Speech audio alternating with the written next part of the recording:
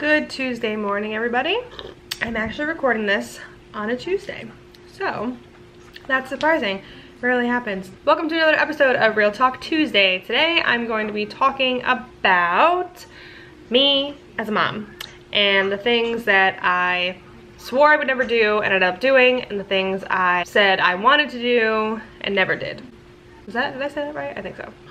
So a lot of these things stem from being a first-time mom in general and just having expectations for myself and, you know, just setting out that I was going to do certain things or be a certain way and in hopes that I would be that way and do those things. But obviously, if you're a mom, you know, that's not how it works.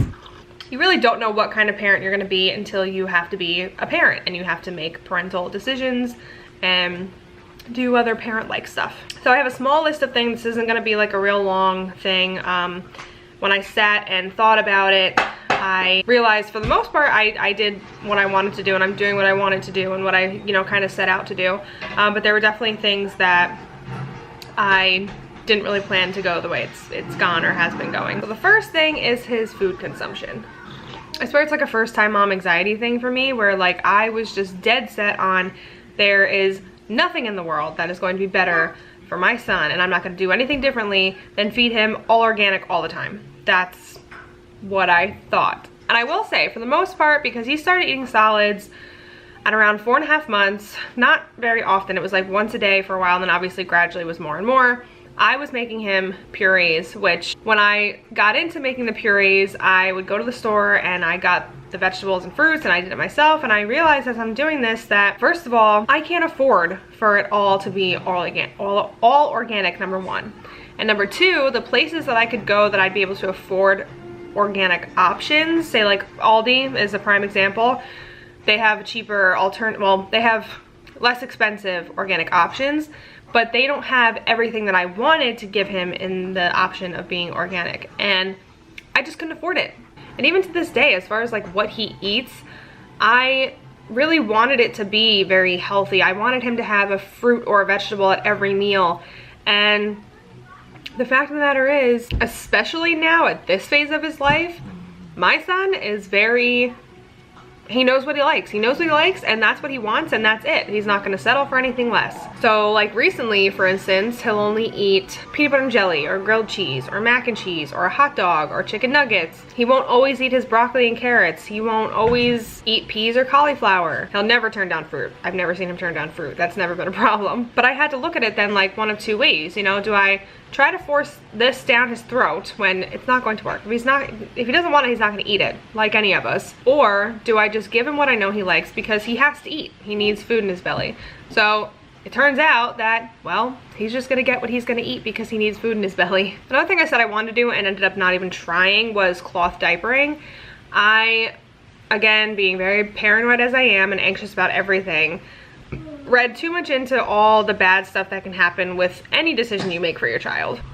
And I read about all the stuff that they put in diapers and how they're made and how it can affect their skin and even like internally eventually. And I didn't like what I read. So I wanted to cloth diaper. Like I was dead set on I was going to cloth diaper.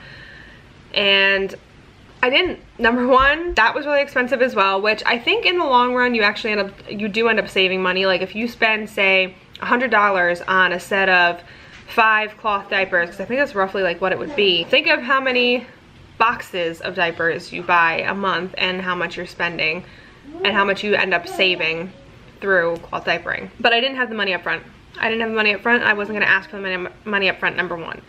Number two, we received all these diapers from our baby shower that costed nothing to us. So why not use them? Number three, we don't have, this is for us personally, we don't have a washer and dryer in our house. So it'd be a lot different if we did, because then, you know, you can take care of it right then and there. So unfortunately we wouldn't have that option. It just wouldn't work. So, and honestly, when you're a parent and you're running around, you have this and this and that to do, and you're also trying to keep a tiny human alive, you tend to lean towards whatever is convenient. Regular diapers, a hell of a lot more convenient than cloth diapers. So another thing is raising my voice. I didn't want to raise my voice. I didn't really think I would have to raise my voice. I felt like I was gonna do everything in my power to raise this perfect little angel, and that's just how it was gonna end up because I've never had a toddler before. So I didn't know how terrible a toddler could be. My son, love him dearly, he's terrible. He'll be 16 months old next week, and he has been in the terrible 2 stage for the last month and a half.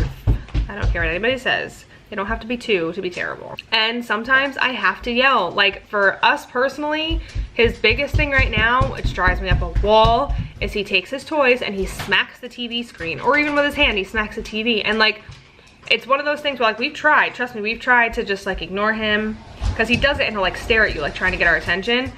And we tried ignoring him and he'll just do it harder. And he's not breaking my TV. They're not cheap. I don't have money for a new one. He's not breaking it. So I have to take the measures that I need to and go to the lengths that I need to get him to stop. And I do end up yelling. It doesn't start that way. I try a softer approach and of course it never works. So I end up yelling. So another thing I never wanted to do but I ended up doing was co-sleeping.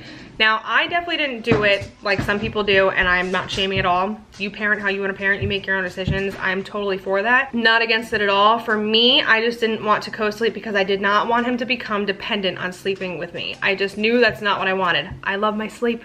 I love my space when I sleep. I didn't want to jeopardize that for myself, but I also didn't want him to become so dependent. I wanted his transition to a crib to be a lot easier and sleeping on his own to be just smooth.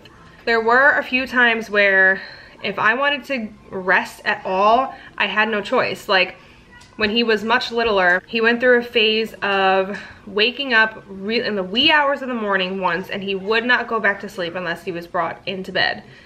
It was a very short-lived phase that he went through. However, I did it because it helped us all get sleep, him included. And it never became a habit and he never became dependent on it. Like I said, he got over it. But honestly, there was even some times where like I wanted to nap with him because I just wanted to snuggle him. And I know myself, I sleep well, don't get me wrong, but I'm not a real heavy sleeper. My dog sleeps literally on my legs. I've never rolled over her or anything like that. And I'm very aware when I'm asleep. Like if I move and I would have touched something that was different than when I like went to sleep, it'll wake me up. That's just how I've always been. So I wasn't concerned about, you know, the well-being of my son in that, in that way. I wasn't worried that he was gonna get hurt. Okay, so another thing is the time away from him. I swore for a long time because I was, like I said, I have anxiety pretty bad, and it got worse after I got pregnant with him, and then even worse after I had him from postpartum hormones and all that, and it just kind of never went away. But when he was first born, the first 3.5 months that I was home, I did nothing. I literally was in my house with him, or at my parents with him, or my in-laws with him. Anywhere I went, he was with me. I never wanted time away. I thought when I saw moms who just had babies and they were still going out with their friends on Friday night, or even just like going on a date with their significant others, the father, whatever, I was like, how are you even away from your child right now? I think there was one time when I was still home before going back to work. I went to Target. It was on a weekend and Maverick stayed here with my husband, and I was gone for like an hour. And I remember hearing a baby cry in Target, and I was like ready to lose my you-know-what because I just couldn't stand to be away from him. I don't know, it made me anxious to be away from him. I just didn't want it. Time went on. You know, I got time away because I went back to work. I got time away because I started letting people back into my life and, you know, venturing out and doing things on my own or with my husband or with my friends.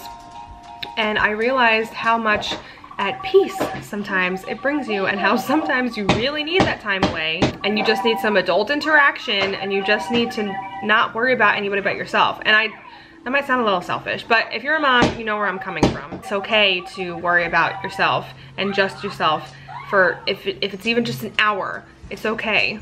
And it took me a while to learn that, but I'm glad I did. Another thing that I said I would never do was the cried out method, and I never actually did the cried out method. I was just never a fan.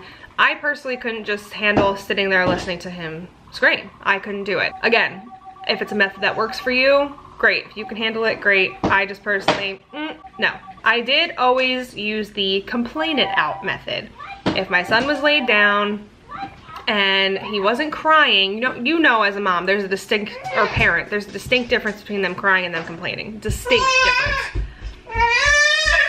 There's a complaint right now, perfect timing. So when we were trying to like sleep train him or get him in the cycle of napping, I would lay him down and let him complain for as long as he would complain. But once he started to get upset and was like actually crying, was when I went in there and I tried something new. I couldn't physically do the cry it out. I don't like what it does to them. I couldn't bear the thought of thinking like I'm letting him scream, like who knows if he's getting a headache from being so upset, and like I'm just letting this happen as his mother. Like, sorry, I just can't. I could never do it. But again, as he got older and is getting older, I can tell now, because of just how he is, like he might start crying, say at night when we lay him down, just because he's mad to be in there and he doesn't want it to be bedtime. He wants to be up, and I will let him go because it won't be long before he just settles himself down and goes to sleep. So technically I said I'd never do the cry it out, and I ended up like kind of doing it. He complained it out. He never cried it out. But the last thing that I really wanted not to do, and it just happens, and I'm sorry. I try to keep it all cool and copacetic for my videos, but guys, I have a potty mouth, and I'll admit it, a trucker mouth, if you will. And I will say it in that way because my father was a truck driver. My stepfather grew up very Italian and likes the F-bomb. And I'm not blaming anybody. I'm really not blaming anybody. I'm not trying to call anybody out or like, you know, talk crap or whatever.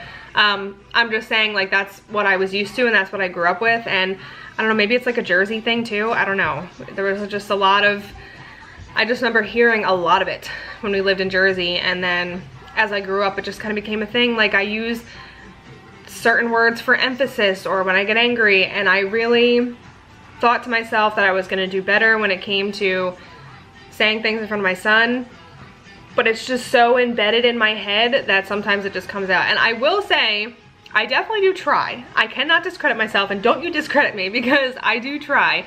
I will use different words in place of words. If it's not something that I initially like react to and like will say something stupid like that, I do find an alternative. But there are times where it comes out and I really don't mean for it to, and I am an adult. I can say it. I know I need to do better. I will definitely teach him right from wrong, obviously, but I do need to work on that. That's one thing I thought I'd be better at, and I'm not. So that's pretty much it, guys. That is all the reasons why I am not the mother I thought I would be. Granted, I have a terrible toddler, as most people do. I know I'm doing a pretty darn good job. But that is it for today's video. I hope you guys enjoyed. If you did, go ahead and give it a thumbs up. If there is any of these things that I've listed that you feel the same way about happened to you, or anything different, things that you thought you would do and didn't do, and vice versa, let me know in the comments below. Go ahead and hit that subscribe button if you guys want to see more from me and my family. I put out videos every single week. You can also hit the notification bell if you want to be notified every time that we post a video. I hope you're all having a great day, night, afternoon, whatever time it is, wherever you are, and I will see you all very, very soon in my next one. Bye!